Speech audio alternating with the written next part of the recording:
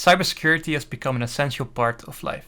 Essential services like hospitals, public transportation, or insurance companies have become dependent on modern technology and can become a target of cybercriminals. Over the years, it has become clear that it's important to understand what kind of impact vulnerabilities can have in an information system and how to prevent these vulnerabilities from happening in the first place. Because without the knowledge, we don't stand a chance against bad actors trying to disrupt the services and technology that we have become reliant on. In this course, organized by Avans University of Applied Sciences and MC&ME Techserve institutions, a deeper understanding of the offensive side of cybersecurity will be taught. This will not just include the specific knowledge about tools that you will need, but also the problem-solving aspect and finding and researching vulnerabilities. Knowing how to efficiently research, understand, and exploit information systems is an important and valuable skill that will also be beneficial career-wise. In conclusion, cybersecurity is an essential part of our daily lives, and it's important that we understand how to protect both ourselves and the systems that we rely on.